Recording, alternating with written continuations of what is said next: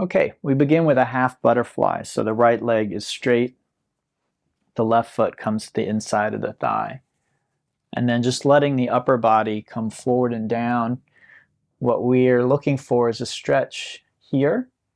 And then again, today's class, we are doing both hips and spine. So just a gentle, very gentle decompression here, which you may not even feel. I'd say the ideal for today is maybe you don't feel it right now. I actually do because I've got a little bit of um, a thing going on with my back, as most of you know. So that's still healing. But if you have a healthy back, you might come into this and not feel anything. So that is actually a good sign. So what I'm feeling, it's not really what you want to feel. Okay, this is like the light on my dashboard, right? My body's dashboard. It's saying, hey, something's wrong here. And that's a good thing for you all to take away from today's class. You may already know this or understand this based on things I've said in the past, but there's certain things that we do as human beings that should not be painful. Basic movements that we do. So this should not be painful. If you are if you're healthy, relatively healthy, if you don't have injuries, there shouldn't be any pain here.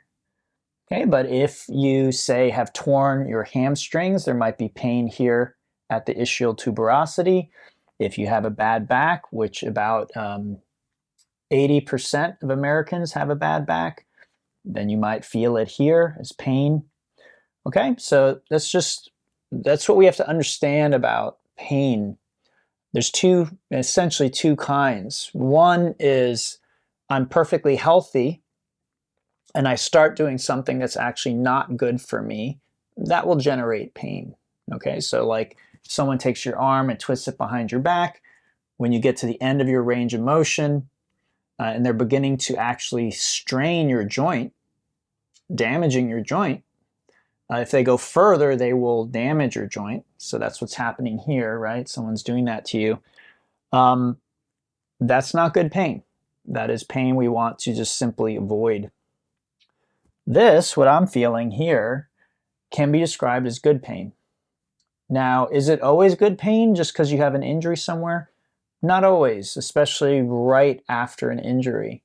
So you need to be very, very careful. You probably want to consult with somebody about whether it's good pain or bad pain. So that could be someone like a physical therapist, maybe a yoga therapist, someone who you trust. And that kind of relationship can take time to develop.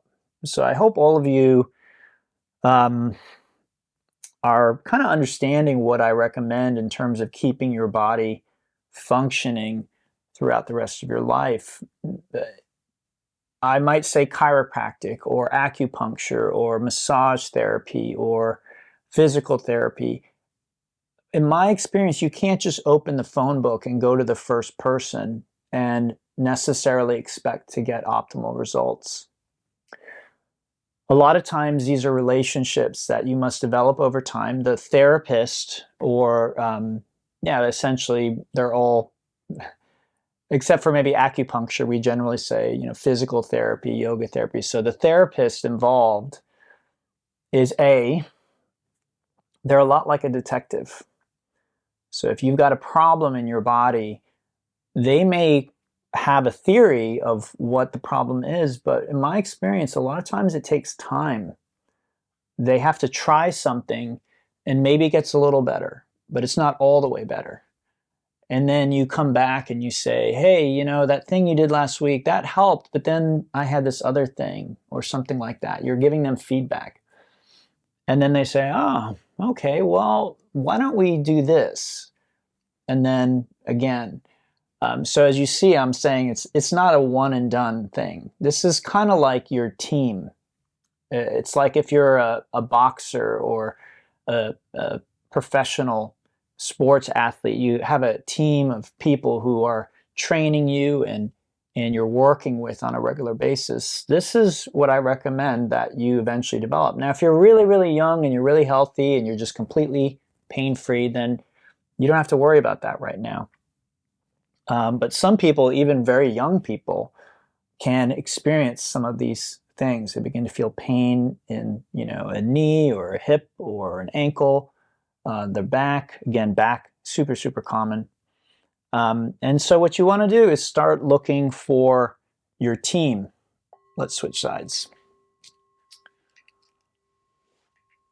And again, this is all my personal recommendation, just based on experience and years of doing this, and also having clients who have done this. So maybe the first person you go to is amazing. And this also goes for things like psychotherapy. Okay, again, I've talked with people. I don't personally do psychotherapy, but it can be a very good idea for many people. Emotional health is really important. I don't think psychotherapy is the only way to deal with your emotional health, but it is one way. And again, psychotherapists are like yoga teachers. They get a certification, they have continuing education, and there are many competing theories of what is the best way to do their job. So you might go to one psychotherapist and just absolutely hate it and get nothing from it. And you might actually spend months or years thinking, well, hoping, okay, I hope this is going to help. I think this is going to help. And you find that it doesn't. And then you might switch to another therapist who has a different philosophy. They're still a licensed therapist, but they have studied, or they believe in, or they're following a different school. A lot of yoga therapists, psychotherapists who I know of, who seem to get really good results with my clients, are psychotherapists who also have training in mindfulness. So they might be, say, a Buddhist, a practicing Buddhist, and they might meditate and have gone on meditation retreats and done a lot of introspection. And so they bring that into their psychotherapy. And, just like yoga teachers, these jobs, you end up bringing a lot of your personal journey and experience into it. And so what you're looking for when you look for somebody on your team is someone who you resonate with. And sometimes that will be instant, right? You might try 3 or 4 different therapists, and you might just, one of them, you're like, oh, this is my person. They might say something or do something, and you're like, yes. Other times it might take a while. Again, some of these things, it's not immediate. We can't expect immediate results. A lot of these types of problems that we create. So I've shared with you that, my back was from a move, but it's likely that the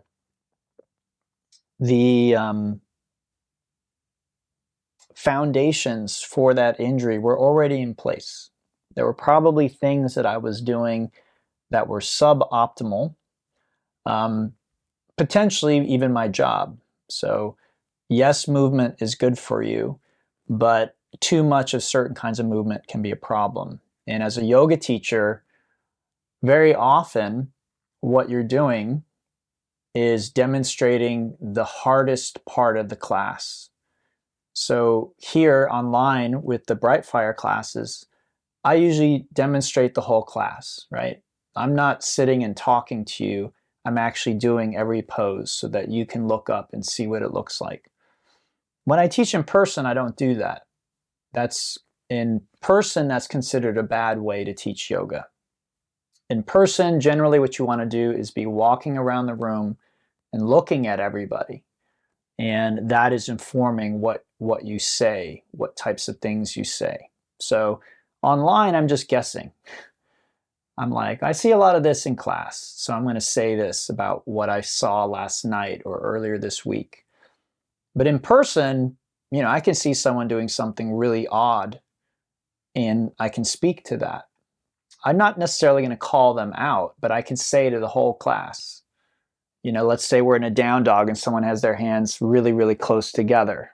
And then I could say, let's make sure we have our hands at least shoulder width apart, right? And I say that to the whole class. And I look and see, is this person adjusted or not. Sometimes people are doing exactly what they want to do, and I might say that and they might ignore me, and that's okay.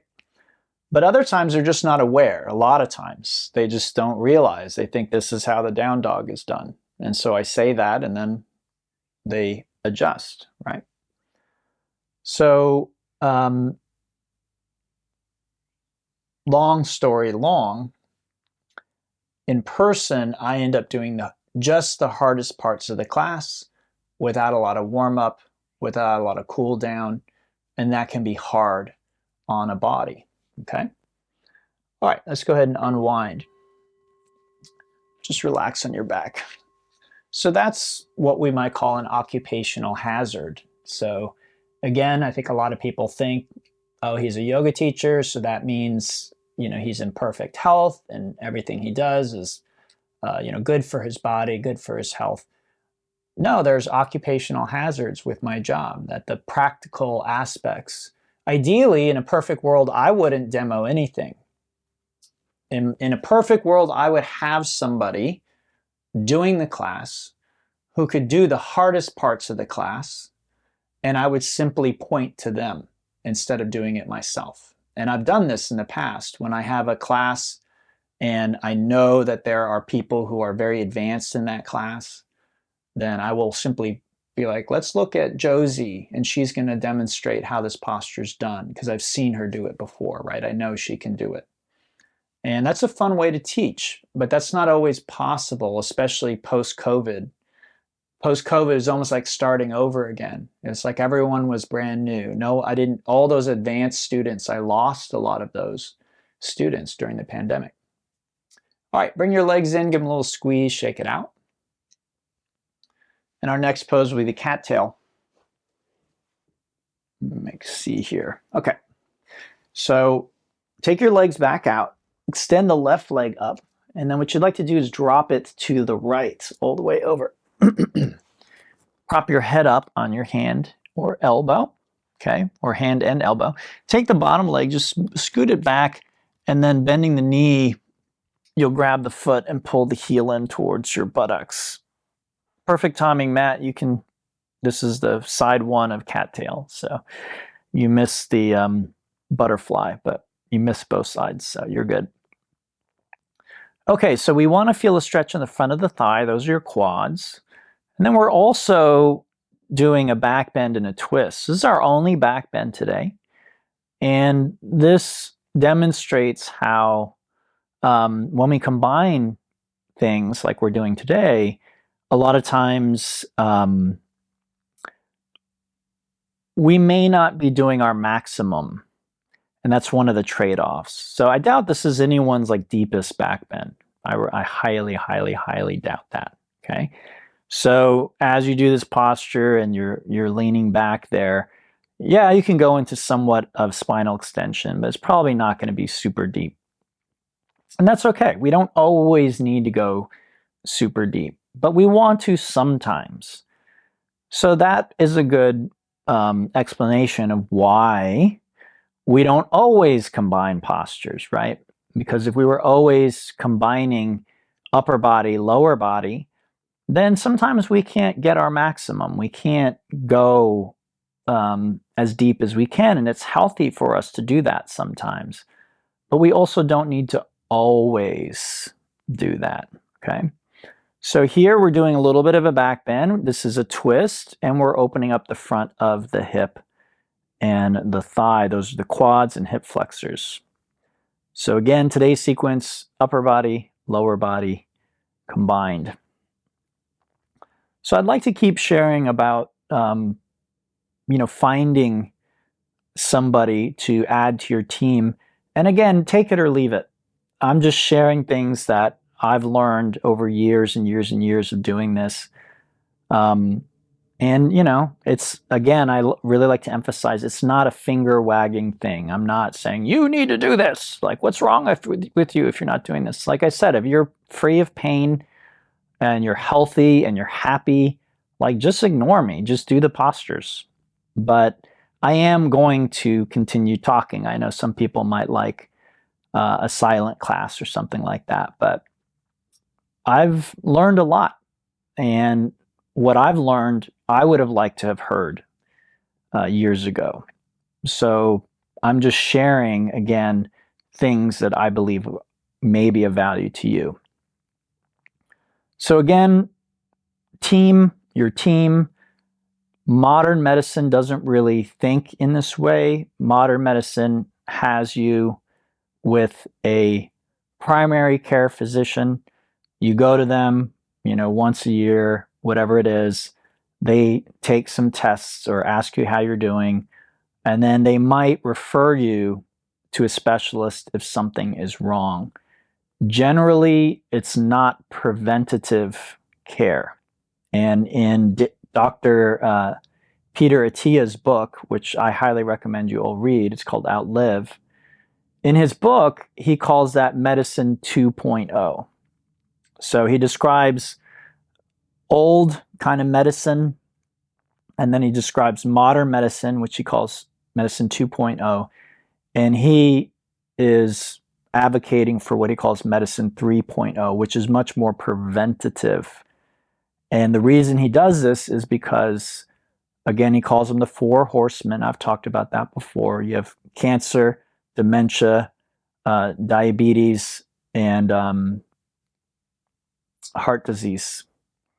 And he says all of these can be greatly reduced or even eliminated with preventative care.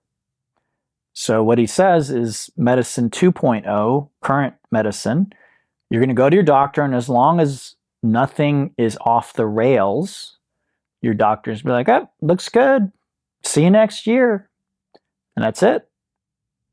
They're not going to recommend things that you could do in terms of your diet and lifestyle that will prevent you from getting any of those diseases. So you go home, you think, great, I'm in perfect health. What Peter Attia is sharing with us is that by the time modern medicine says, oh, you know what, you might have signs of cardiovascular disease, by that time it's almost too late. You have done decades of damage to your arteries and your cardiovascular system by the time it shows up in modern medicine. Okay, so this is his argument for why you want to be more preventative. Let's switch sides. So as I've shared before, I think a lot of people may not be used to hearing the kinds of things that I share in class from a yoga teacher. And they might think, well, he's a yoga teacher. What does he know? Well, what I know is written by doctors and scientists like Peter Attia. And these things interest me, and that's why I share them with you. So again, not my personal opinion. It is my personal opinion too, but my personal opinion is formed by reading people who are much more knowledgeable than me. Again, Peter's a doctor. He's a licensed and practicing doctor. Doesn't mean he's right about everything. He also has opinions. If you read his book, all of his opinions, all of his suggestions are formed from experience, personal and professional experience. And then also studying, right? Seeing what do the papers say? What does the modern research say? So he forms opinions about things. Doesn't mean he's necessarily right about everything. So last night he was talking about fasting, and he was sort of like, yeah, I'm not really sold on the benefits of fasting generally. He's like, I think in specific cases, fasting can work miracles. He's like, but I don't recommend it generally to my patients. I personally am a pretty big fan of intermittent fasting, but that could be just because it works for me. But again, just because he says something, it doesn't mean I'm going to blindly follow it or recommend it or say that's the ultimate truth, because there are other experts who disagree with him. And this is just life, folks. I think we might want to live with the illusion that, like all doctors, if you go to your doctor and you get an opinion, that every other doctor would have the same opinion because it's science-based, right? We love this term as modern people. Oh, I follow the science. Well, what science? There can be multiple studies. There could be studies with conflicting opinions. I'm not saying there isn't an ultimate answer, but it can be a little tricky to say, I follow the science, right? Because somebody might cite a certain study and, you know, say, hey, fasting does this and that. And you're like, oh, cool, I'm on board. I'm all for fasting. And then you talk with someone else and they're like, well, this other study says just the opposite, right? The first person didn't mention that study. They might not have even known about it.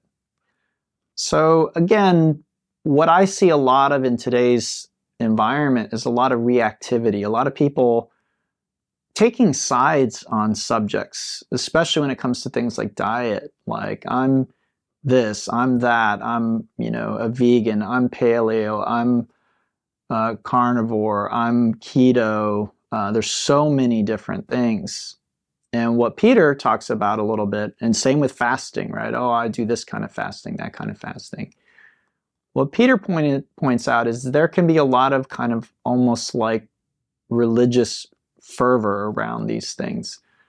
And his experience that he shares in the book is that it varies from patient to patient. So you really do need to try something and see if it's working for you. And if it works for you, awesome, continue on, right? But don't assume that just because it works for you that it's necessarily going to work for everybody. And he's really the first person I've heard give that level of nuance to it. I suspect that he's absolutely right about that. And I suspect that's true also of fasting, too. I don't think that... What I like about intermittent fasting is there's so many different ways to do it.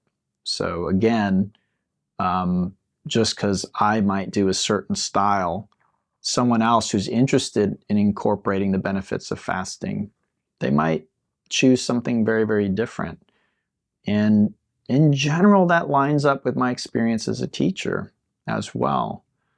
The thing we do need to be careful about, at least when it comes to yoga, is sometimes our personal preferences come not from a healthy place, but from trauma. And this can show up in terms of food choice. It can show up in terms of mate choice, like choosing partners. It can show up in terms of work, right? Work ethic, all kinds of things. Even, I mean, just about every part of your life can be informed by trauma. All right, let's go ahead and come out of that. The reason you want to be aware of that is generally decisions coming from trauma are not going to be ideal in terms of you finding fulfillment and happiness. It's the decisions we make coming from trauma are generally going to limit us. They are going to create a lot of stress in our lives. And so generally, we want to be aware of that if we can, learn to be aware of that, and eventually work through that. Again, with a therapist or someone, some meditation teachers are very good with dealing with that stuff, not all of them. Okay, let's bring our legs in, give them a squeeze, shake it out, and then we'll hinge up to seated.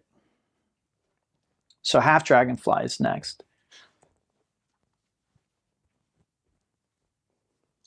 Okay, we're coming over the left. I'm not going to mirror you, so left foot, make sure it's your left. And then we come forward and down. What we're looking for is a stretch in here and a stretch here. Okay, so we come into the pose. If you don't feel it, then you can begin to roll the right shoulder back. All right, so returning to the idea of finding your team, Medicine 2.0, modern medicine, doesn't have this concept of a team. It doesn't see that, it doesn't really recognize that your body needs help pretty much throughout your life. That like a automobile or something like that, that has parts that need maintenance. Your body also needs this. It needs TLC. Now, you can do a lot, okay? Eating right, sleeping right, dealing with emotional and mental stress, which usually means meditating. This can help a little bit, but it's just a little bit. And then exercise. Okay, so again, yoga falls a little bit in both the exercise category and the emotional wellness category, a little bit. I'd say this as a yoga teacher, I don't think it clicks either box completely. So I think if you're only doing yoga and that's your only form of exercise, maybe if you're doing it 5 times a week and you're really kind of paying attention to things, maybe it's enough.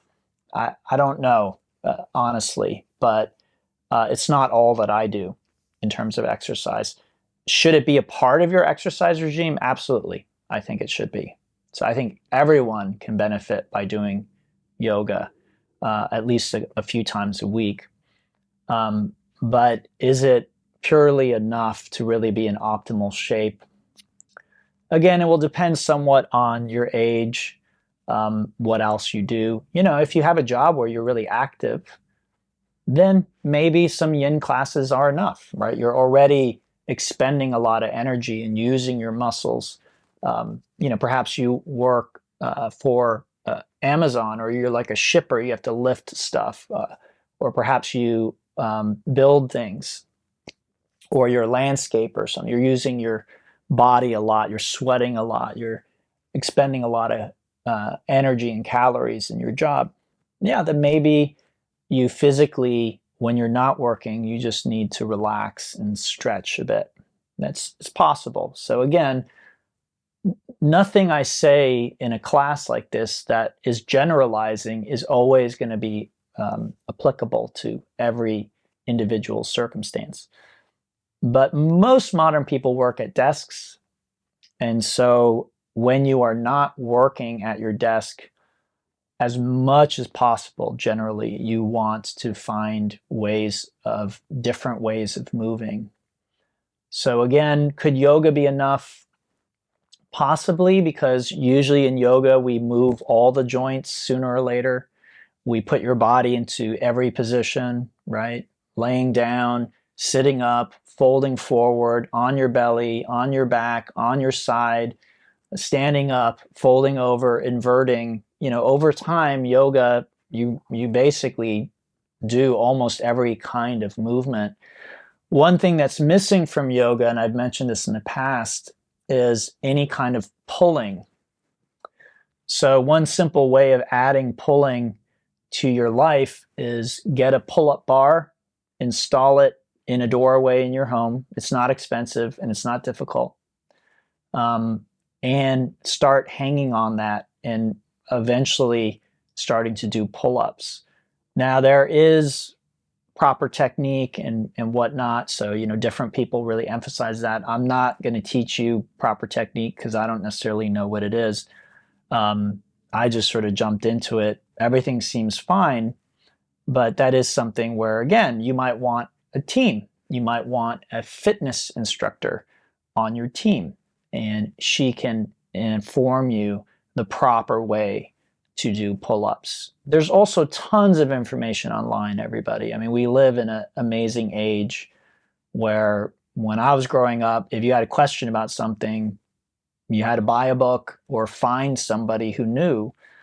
These days, I mean, if you know how to dig on the internet, you can pretty much find your answer. Again, you might find conflicting answers, and that's just part of modern life. I think it's part of life always. But in the past, again, you may not have had as much access to different opinions. So the first one you got, that might be it. That might be the end of your journey. I actually think it's good to have different opinions and to be able to try different things out and see how they work. So again, this idea of your team is this concept that your body, you can do a lot on your own, eating right, sleeping right, meditating, or some kind of mental, emotional wellness. Just like you need to exercise, and that's the last one, right? The fourth one, exercise. Just like exercise will help keep your body in optimal health, and brushing your teeth will help keep your mouth in optimal health, mentally, emotionally, meditating helps keep your mind and your heart in optimal health. So it's something that I recommend you do. And if you want some suggestions or recommendations, I can make those. I will say this, not all meditation is created equal. So just because you download an app on your phone and it says meditation and you hit 5-minute meditation, it's not necessarily the same, going to have the same impact or benefits as some of the meditations that I've learned and I teach. But here's something I always say because I believe it to be true. The best meditation is the one that you're going to do. And I say that because let's say you hear me talking about this and you say, okay, I want to learn what Doug does. And I teach you, and you're sitting there and you're like, I hate this. I can't stand this. This is the worst. I feel like I'm being tortured. And so you never do it. Well, guess what? It's not going to impact you at all. Versus you download an app on your phone and they're playing music and there's someone talking the whole time. And you're like, this is nice. I like this. Well, even though I don't think that meditation will take you the distance that I would want you to go, that may not matter because you may not be ready to go that distance anyway, right? If I give you the tools and I say, here's the meditation you need to do, and you say, I hate that so much, I'm never going to do it, then it's not going to happen anyway. So doing the meditation on your phone, that's maybe from my perspective, not that powerful, but you do it, it will have an impact on your life. It will have a positive impact on your life. And that's what really matters, right? Is that positive impact. So again, I recommend everybody look into that. It will improve your life. And again, whatever means, whatever path or method that you use. And that's what you want to look for. You want to look for that impact eventually. So if you're doing it and, well, I don't want to say that. So we'll leave it at that. You have those 4 things, and you can be doing those 4 things for yourself. Eating right. And again, that's going to depend on you. It's not going to be the same for everybody. And that can include fasting and other things, dietary restrictions, choices that you make, how often, how much, all of those choices. Then you have sleep.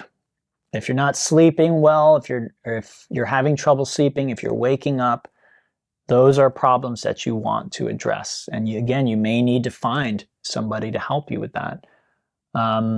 Meditation, I already mentioned, and then exercise. Yoga, again, good choice, but from what I can tell, we also need some kind of cardiovascular, so walking, running, a little bit of that. And then we also need some weight training.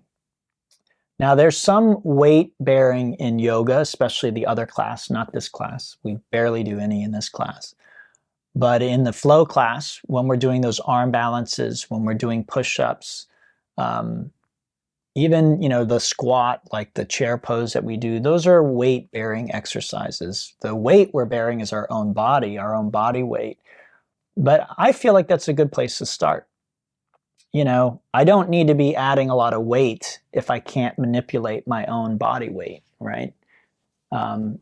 It just is overkill. It's not necessarily necessary or even wise, because according to Gray Cook, who's another expert that I trust, he says, you need to make sure your movement pattern is healthy before you add weight.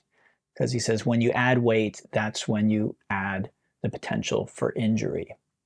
So again, one simple way of thinking of this is, okay, I do the Monday class with Doug. We're moving our own body, weight bearing. Do I feel pain? Or am I able to do those things? Or am I in pain or so weak that I can't get through that class? Well, then you might wait for the weight bearing stuff. And you might actually, depending on if you have pain or not, look for a professional, a medical professional, to help you become pain free. What this is all about today is, again, starting with a healthy base, right? Having a team that's going to keep you there. All right, let's bring our legs in, give them a little squeeze. And then left knee over right, and then knees to the left. Okay, so make sure you know your left and your right. And this is the TTR, twisted, twisted roots. And we are again twisting the spine and targeting out here the abductors, abductors.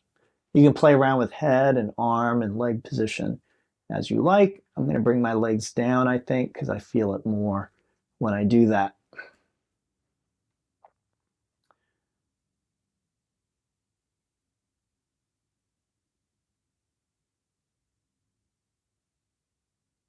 So again, the team is the people that you turn to when you have pain or dysfunction in your body. What many people do today is they go to their doctor, and according to a good friend of mine who is a surgeon, who's in modern medicine, medicine 2.0, she says that modern medicine pretty much sucks with musculoskeletal issues. That's her words almost exactly. Okay, so you might think, oh, I've got this hip pain. I'll go to my doctor. My doctor will be able to fix it for me. Usually your doctor is going to look at a scan of some sort. And if she sees damage in the scan, the test, then she might recommend surgery. But if the damage is slight or not apparent on the scan, then a lot of times the only thing she can really recommend is painkillers. Okay, I think things are beginning to change and shift, so she might prescribe physical therapy. Here's the catch, or here's the rub with that, is your insurance company will pay for just enough physical therapy to kind of check a box. And a lot of physical therapists who take insurance are just checking boxes. How do I know? Because I have a friend who's a physical therapist. So again, you guys are like, he's a yoga teacher. What does he know? Why is he talking about this stuff? Because I know. I've talked to people. I have an interest in these things. So my friend is a physical therapist. She won't take insurance money because she actually wants to help people heal. I'm not saying every physical therapist who takes insurance is like that. But for a lot of them, it is. They've learned a kind of map in school. You have this pain, I give you these exercises. You have that pain, I give you those exercises. They're not actually seeing whether or not you're improving or not. They don't really care. They're checking boxes, and then they collect the insurance money, and they go home and they make their mortgage payments and buy their car and do all the other stuff that they need to do. For them, it's kind of like a job. And like a lot of people, it's a mindless job. It can be, right? I got this degree. Now I go to work. Person comes in. I've got pain here in my hip. Okay, do this, this, and this, and it may help some. But what you find a lot of times, and again, I didn't make this up. Someone else told me this, is you don't actually heal completely before the insurance runs out. And so 9 times out of 10, you're just like, oh, well, it's expensive. I can't afford it. I'm still in pain, but I don't have any more, physical therapy. And so you stop. So my recommendation would be that you don't stop. Now, physical therapy may not even be the best method. Things like acupuncture can be very, very effective at helping with pain. Again, yoga therapy is another option. Sometimes we have pain in our body that is actually due to repressed emotional. Again, I talked earlier about trauma. So sometimes when we have a traumatic wound, that an emotional wound that is not healed, eventually that will actually show up in the body as physical pain. Again, before you hate on me or think he's talking out of his depth, read Dr. John Sorno's book. He's a back specialist, and he will check you and make sure that you don't have structural issues. And again, he doesn't count herniated discs. That's what every doctor will say. Oh, you have a herniated disc. That's why you're in pain. For him, he's seen people with tons of herniated discs, no pain. And then he's seen other people who have no herniated discs, excruciating pain. So for him, his conclusion after years of doing this is something like a herniated disc is not a structural problem. It's not a reason for back pain, okay? Now again, that's his professional opinion. I'm not saying he's right about that or that's the only opinion. You know, there are other ways of seeing things. So other doctors might have a different opinion. Okay, right over left, and we come down to the other side. But for me, that does make a lot of sense. And some of my teachers mention that as well, because in their experience, they've seen the same kind of thing, that when someone deals with their repressed emotional trauma, the physical pain goes away. Okay. So again, hey doc, I got this pain in my back. Most doctors are not going to be like Dr. Sarno and say, you know, do you have repressed emotions? They're going to take a scan. They're going to look at the joints and whatnot. Again, if they see a problem like a herniated disc, they might recommend back surgery. Now, a lot of people get back surgery and temporarily it seems to go away. And then guess what? Pain comes back. This is very common. Okay. So keep this in mind. Modern medicine, two ways of dealing with things: surgery or chemicals. So mechanical, which is surgery, we open you up, we move parts around, we replace parts, and then we sew you back up. And you're supposed to be good as new. But in the case of back surgery, the outcomes aren't particularly good. Keep in mind, some surgeries are very effective. So again, I am not blanket knocking surgery. For certain things, surgery is a miracle. The outcomes are high, very good, and it's very effective.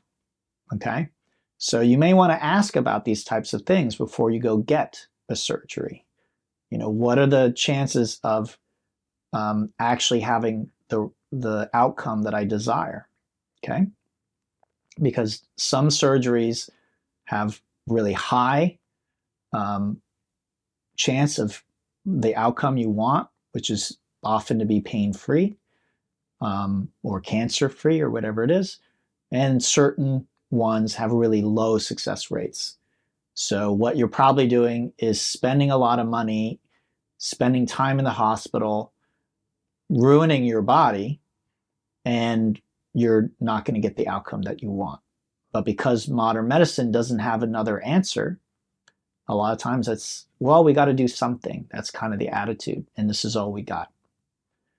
So you have that, and then you, of course, have drugs, painkillers, things like that. What my friend who's saying how modern medicine really doesn't do a good job with musculoskeletal things is, in her opinion, she would recommend all these other things I've mentioned. Acupuncture, yoga therapy, physical therapy, therapeutic massage, and then maybe even emotional work, right? Dealing with repressed emotions. Explore these options before you decide to go get surgery, because again, the surgery will be expensive. What she says is you will not be the same after your surgery physically. It may solve a problem, but it will also create other problems. So a lot of people, again, they're not necessarily aware of the full cost of the surgery. They think they will have the surgery and that they will be as good as new again. And a lot of times it's not what happens. There will be certain lasting effects from the surgery that may never go away. So yes, maybe your knee pain goes away, but you find that knee is never quite the same again. And maybe you have hip pain as a result of that. So sometimes these things can domino like that. So her recommendation is try everything else first. It's a lot less expensive, but yes, it will probably come out of your pocket. And this is the tough position that we modern people are in, is most of us are paying quite a lot for health insurance and deductibles and things of that nature. So we don't really feel like we have a lot of money left over for acupuncture and therapeutic massage and all these other things. And I get it. It's tough. But what is more important than your health, really? And modern medicine, medicine 2.0, from my perspective and from Dr. Peter Attia's perspective, it's not really helping you take care of your health. It's really telling you almost when things are too late or when you have to have something really dramatic in order to help with your situation. And the four horsemen that he calls them, again, the mental, like dementia, Alzheimer's, those things, cardiovascular disease, diabetes, and I always forget one of them. Anyway, the last one, those four are mostly going to be dealt with prevention. That if we would focus more on prevention, we could greatly reduce all of those problems. But because we don't really focus on that. These are the things that most of us will die from, to be quite honest. These are the killers of modern people like you and I. So the message is there's a lot we can do, and a lot of that has nothing to do with your doctor. A lot of it has to do with your choices. And when it comes to maintaining a physical pain-free body, again, your doctor has very few options. You might think, I go to the doctor, she's going to, fix me right up. But in reality, where we are with modern medicine is with modern medicine and insurance, I'll put that in there because that's part of it, you very well likely may not come away with the results that you want.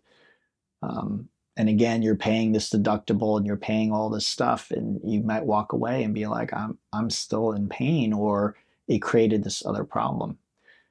So on balance, a lot of times having a team like I'm talking about is actually more cost effective.